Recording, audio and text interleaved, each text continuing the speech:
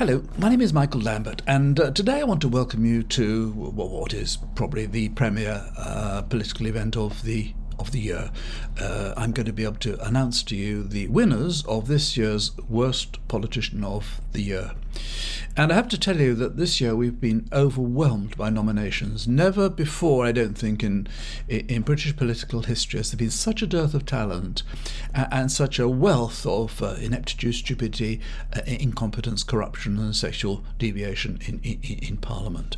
And I have to say that just about all of the nominations are actually conservatives, which probably won't surprise you.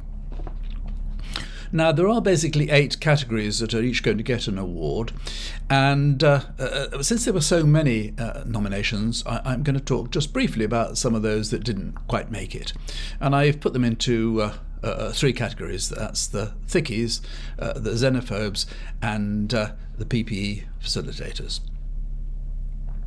Now, in amongst the thickies, there are two sort of village oafs, village idiots, simplistic ignoramuses, sort of plain-talking ruffians who probably would prefer to resolve any argument in the pub car park. And I speak, of course, of Lee Anderson and Jonathan Gullis. They both love the sound of their own voices. They're delighted to be interviewed whenever. Lee Anderson, or as he's known, Leanderthal, is forever. He's on GB News now. He's getting paid £100,000 a year. That's £240 an hour. And this is the Lee who said that people who couldn't afford to live, couldn't afford to make ends meet, they should work hard or get second jobs. And he said that, very famously said that you should be able to make a meal for 30 pence. Now, actually, here's a picture of them all on a day out from the asylum. Now, the third person in the real thickies is somebody who said the following in 2016. He said, "Our interest is to be part of the biggest possible market with the fewest possible barriers." Get that? The fewest possible barriers. The European single market gives us that. The European free trade agreements give us that. Why would we want to depart from that? Ladies and gentlemen, I present to you the thickest man who has ever set foot in a cabinet office, Lord Gormless. Lord Gormless, who now every week is writing in the Telegraph all sorts of absolute garbage, generally advising the government as to what they're doing right and what they're doing wrong. A man who's got just no self-awareness whatsoever, a complete and utter blundering fool who negotiated the worst deal ever, which lasted about 3 months, if that. Now, amongst the xenophobes, there are so many Tory backbench MPs who just hate foreigners, really hate them. But the guy I think who hates them more than almost anybody, and particularly Europeans, is Bill Cash. You know, he's Herman Munster. He's 83, he's a bit doolally, and he relates everything to the EU. You know, if there's flooding on the Dorking bypass, that's all to do with the EU, that's their fault. Everything is the fault of the EU. He's extremely hard Brexiteer, and unfortunately he won't be in Parliament after the next election. He's standing down. Another, and I just picked this as an example, is John Redwood. He's also a bit odd. He used to be called the Vulcan once upon a time because he was seemed to be a bit weird. He's got a majority of 7,000, so he's going to be out of it anyway. But he's got a side job. You know, he's 88,000 as an MP, but he's got a side job where he gets paid by an American some sort of financial company, and they pay him £48,222 a quarter. That's £192,000 a year for 15 hours of work a week. In other words, he's getting £247 an hour, even more than Lee. And you wonder why an American investments company would pay someone who's a full-time MP so much money. Then there are the PPE facilitators. It's Michael Gove. He worked very hard to get a contract, it seems, for Michelle Mone. I'm sure she was very grateful. I have to say, I mean, you probably saw the interview last week. I felt very sorry for them. I mean, her and her charming husband, I mean, they work so hard to get these contracts, and they got somebody else to actually find the stuff and deliver it. But even so, they work very hard on it, and the abuse they've had to take, it must be terrible. I really feel sorry for them. And I mean, all they got out of it, I mean, the end was a miserable £60 million. I mean, no wonder she's grumbling about it. Anyway, Michael Gove helped her get her job. Then there's Lord Bethel. He's not in the Commons, obviously, he's in the Lords, but he's the one, if you remember, had the trouble with his phone and his WhatsApps. He couldn't find them because, first of all, he lost his phone, and then he found he'd given it to his children, and then he found the screen was cracked. One thing or another, just couldn't possibly get the messages, so he didn't hand over his messages, as Johnson didn't, and Sunak didn't, because they're really above the law and things like this. Then there's Priti Patel. She worked very hard to get an order for one of her friends, a firm she knew quite well. She emailed Hancock a couple of times, and then she emailed Michael Gove as well. She emailed at one time when this company was not getting a contract. She emailed to say, these people have committed to buying this stock without any order, and if you don't give them an order, they'll be in trouble. They got an order. I think it was 200 million. They supplied it at double the normal price. It's all forgotten now. It's all in the past. I think Rishi wants to write it all off. She, incidentally, Patel was received for £100,000 grant from some Norwegian oil trader. So I suppose she's pretty impartial when it comes to oil. Then there's Matt Hancock. I mean, he's just a walking catastrophe, isn't he? I mean, everything he does is an embarrassment. And he got a deal for his pub landlord, and he got another deal for somebody else. And he also, I think, had shares in his sister's company, which also got a deal. And so to the main awards, the 8 main awards. Now, the first one is Peter Bone, the old boner. Now, he it's been alleged exposed himself to somebody who he was sharing a room with, because apparently there was only one room available. And well, you've got to admit it, ladies, haven't you? I mean, if you saw old boner there coming at you, stark naked with the flagpole up and hyped up with Viagra or whatever, I mean, you'd be tempted, wouldn't you? I mean, he's a bit of a looker. And he's quite old. He's 72, 71, 72. But I'm sure he's still got plenty of lead in his pencil. So it was rather unfortunate. This is all alleged, but very unfortunate and rather embarrassing. And so he's gone. One of the consequences of his leaving is the fact that his premises, his office, is now available for anybody who's really, really interested. I think they're probably going to try and sell it to some foreign investor. But if you are interested, well, you make some inquiries. It's in Wellingborough. Second one is Therese, that's with all the accents, Coffey. She's no longer a minister, but she was Secretary of State for DEFRA. She was the shit minister for shit. And she was notoriously lazy. She's a bit of a bruiser. And quite rude and quite aggressive. But what she did say, which made her stand out and definitely got her into the list, she said that the UK's waters are now cleaner than they've ever been. And in particular, and this is the important point, of course, they are cleaner than they were under Labour. So you vote Labour and the waters are going to get dirty again. All this excrement that's being poured in, millions of tonnes of it, if it's under Labour, the water will get dirtier. And of course, as we all know, there are two reasons why we're pumping all our shit in the rivers and the sea. One is that it's more profitable because you don't have to process it, and the second is that because of Brexit, we can't get the chemicals apparently that are needed for processing and refining. Next up is Honest Bob Jenrick. He well, where do you start with Honest Bob? He's a sort of polished spiv, isn't he? He's sort of gift of the gab, and for some reason or other, he has a really nasty streak about asylum seekers. He really does hate them. He's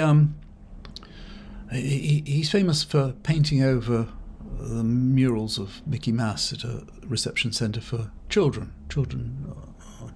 child immigrants or asylum seekers, because he didn't want them to be too happy. He wants to inflict as much pain and suffering and hardship on anybody who comes here seeking asylum. It's almost an obsession with him, like his former boss, Braverman.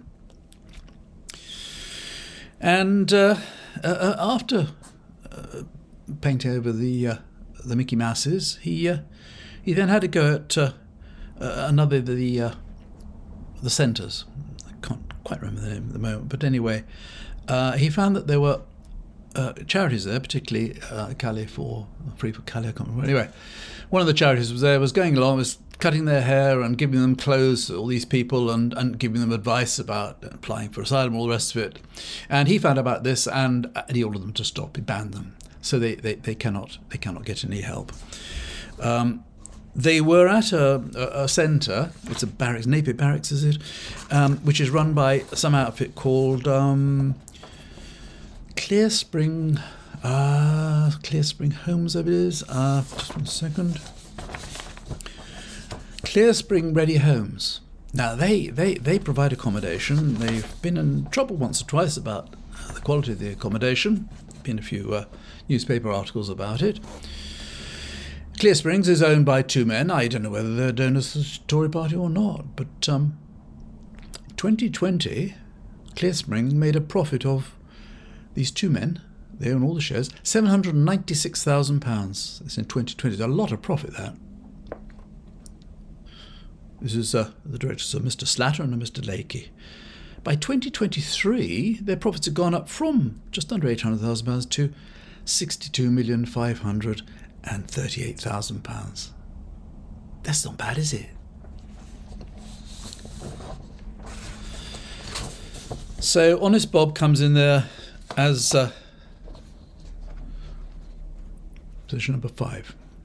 There is an interesting. You might be, when you look at Jenrick, you see a guy who's quite good looking. He's quite got sort of those film star looks, and I just wonder why somebody like that should be so horrible. Why he should have so little empathy for people who are desperate and so on.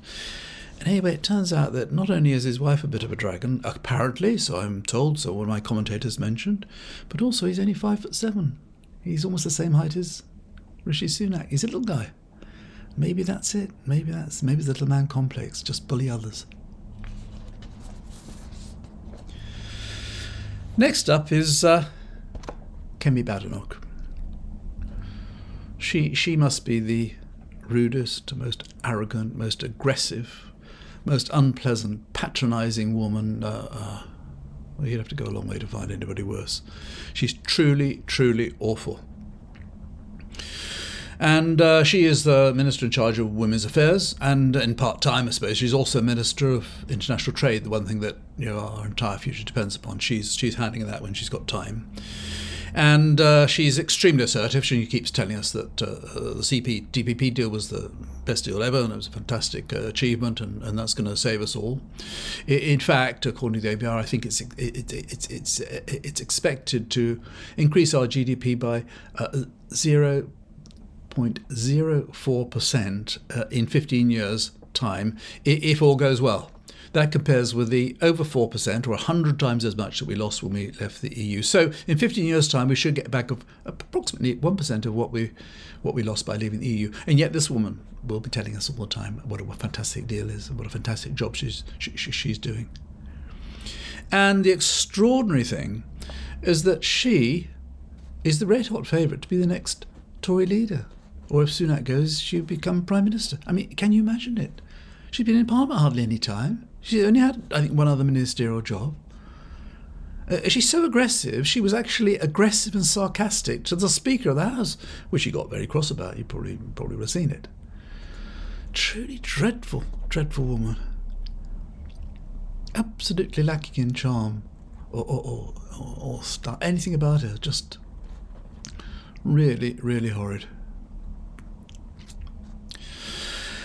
Next up is well, there's another woman without any charm or charisma, a woman who's, again, truly, truly unbelievably awful.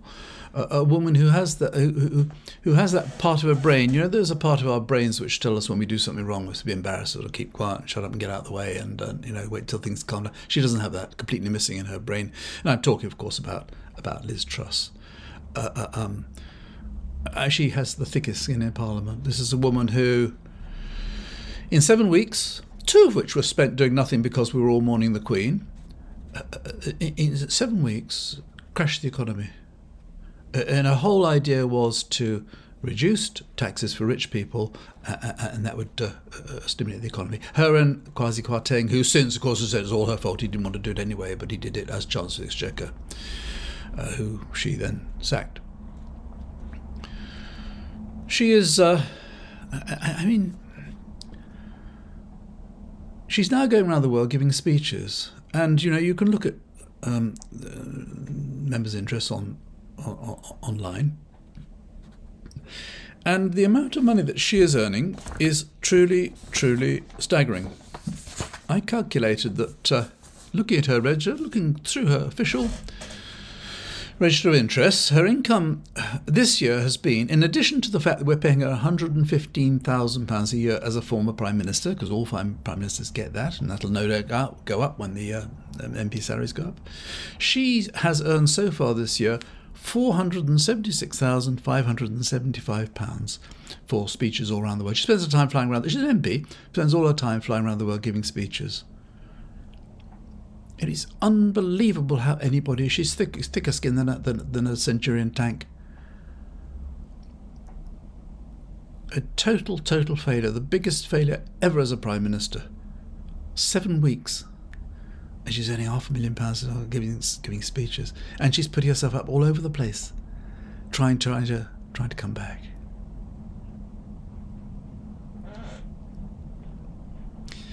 Third place is the Devil Woman. Suella Braverman, again a woman who's rude, aggressive, cold-hearted, domineering, uncouth, just a bully. She seems to like being nasty, like Jenrick. She enjoys being nasty to asylum seekers. She enjoys the cruelty. It's her obsession, as she keeps saying. It's her obsession to see planes take off for Rwanda. Planes are never going to take off for Rwanda. But that's what she wants. And as a Home Secretary, she was an absolute failure. If you look at the rate at which asylum applications are being dealt with, it's slower than ever. Nearly 200,000 people are awaiting a decision. Most of them will get a favourable decision anyway. But the whole asylum thing is absolute chaos. And it was her who was very much in favour of blocking all the legal routes. So people have if they want to come here, if they need to come here, if they've got family or they speak English or whatever, and they're desperate to come here, they've only one option. That's to come across the channel in the little boats. And the little boats are carrying on, and they will carry on. They're not going to stop it.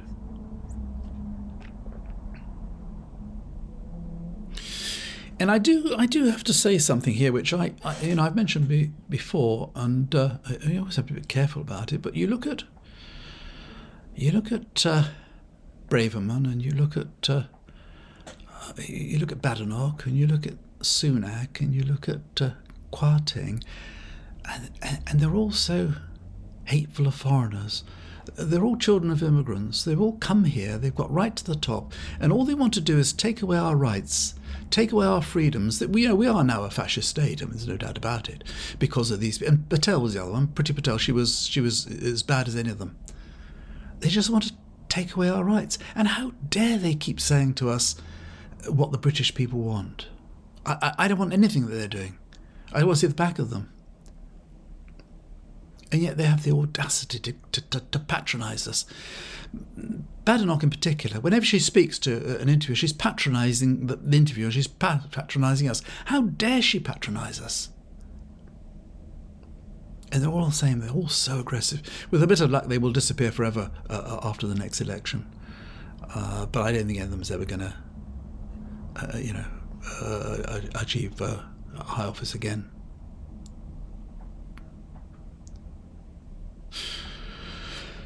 So, number two.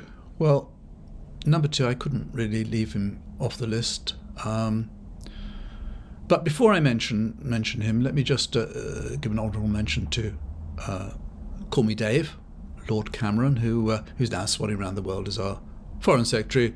He's the man who, at the outset, rather lazily and stupidly, agreed to a referendum on a simple majority on the most complicated issue that the electorate has ever faced, and that was an act of utter irresponsibility for which he should never be forgiven. And of course it opened the door for the likes of Farage, the foghorn of ignorance, to start blasting on about how terrible the EU is and how much better off we would be if only we left.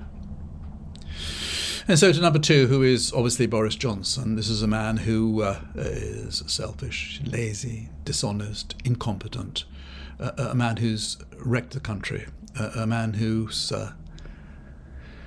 backing for Brexit was simply in order to get himself into number 10. And having got there, had no idea what to do. He just wanted to do it as a bit of a laugh. And in the meantime, he has really destroyed the country. Our economy is in such a mess now. Believe me, it is in such a mess, and it's going to get a lot worse. And we have shortages of labour. It's almost impossible for small and medium-sized firms to export to the biggest, richest, most successful market in the world across the channel, all because of him. And young people could no longer travel freely. Incidentally, I went to Germany last week for a couple of days in order to make a video about Brexit. And on arrival in Cologne, there was a queue for nearly an hour. And when I got to the queue, there were only two customs guys on checking passports, and I was asked the purpose of my visit.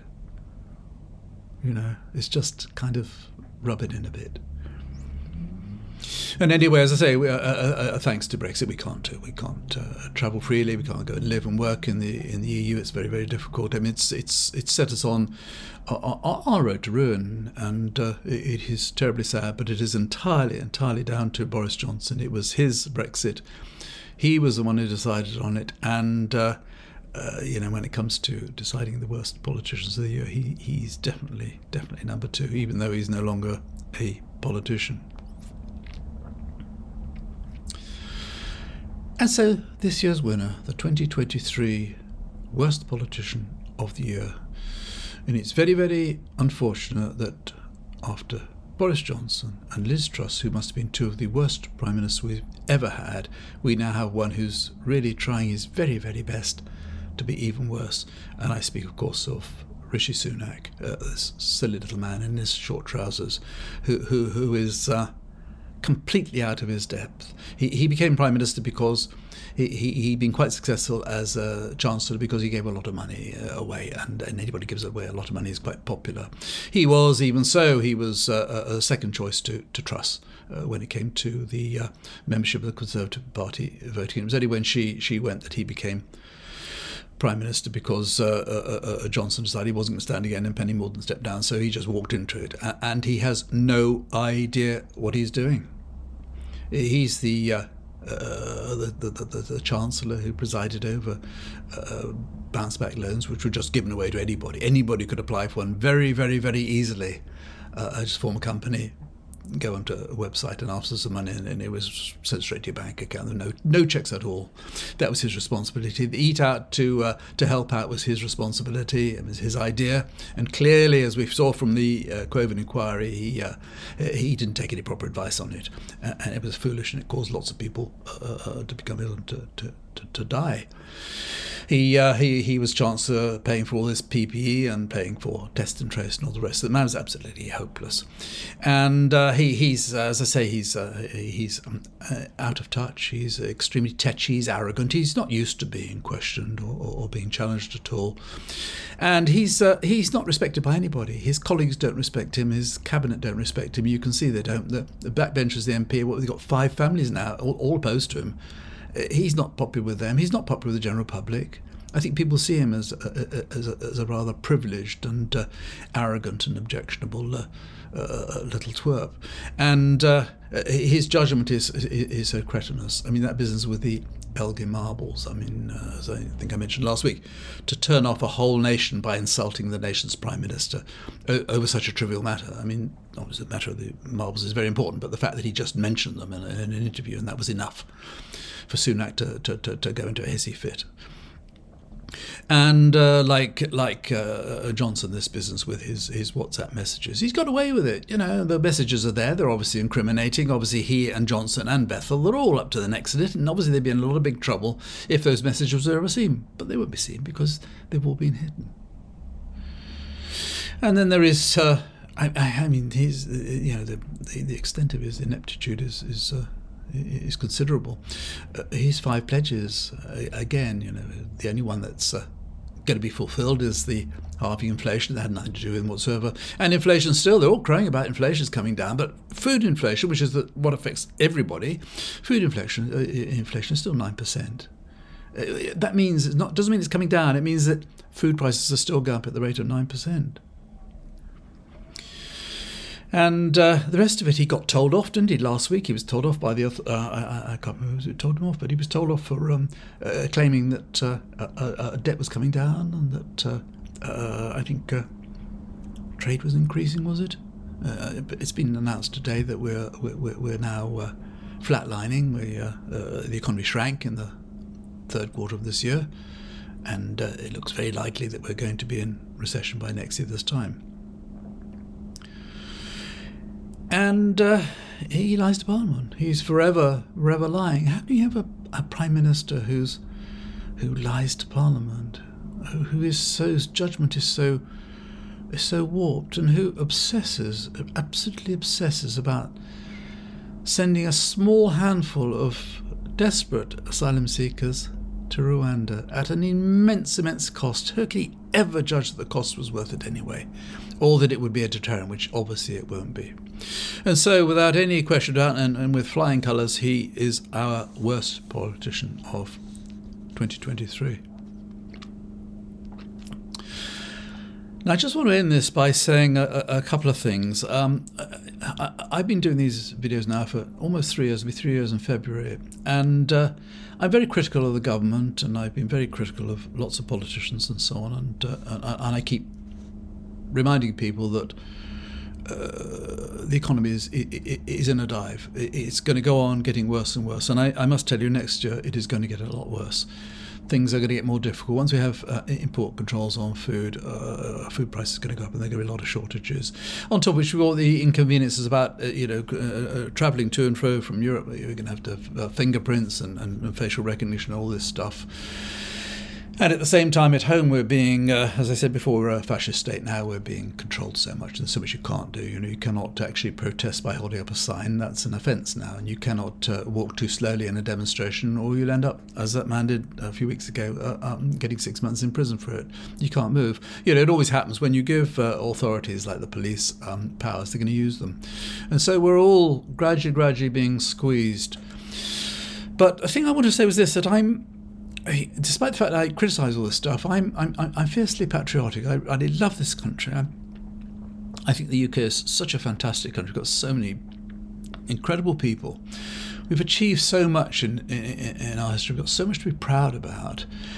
And I think when you think about the sort of people that we've produced, the great people that are known all over the world. I think if you were to take a piece of paper and write down a list of all the famous British people, and you were to try to do the same for any other country in the world, with the possible exception of America, you'd find there are far more British people known all over the world. I mean, we are a country which has always really been well known and at least treated seriously. But Johnson and all these Braverman, Patel and the rest of it have just trashed the whole thing, and that I find really annoying. And the fact that on top of that they then patronise us, I think, is just unforgivable. And I'm sad to say I don't think there's any way. So much damage has been done which could never be put right, and so much has been lost And I think we face now, as I said before, a period of continuing decline for quite a long time, and I don't see there's any way of turning it around. The Tories are going to be out of office within a year, and then it's going to be up to Labour, but I'm not holding my breath. So having said all that, having thoroughly depressed you, I expect, I'd like to wish you a very Merry Christmas. I would normally say Happy New Year, but I think it's going to be not at all very happy for very many of us, unless we happen to have got a PPE contract previously, or unless we know some senior Tory MPs and we've got a load of money from all this corruption. But anyway, if you've watched this far, thank you very much indeed.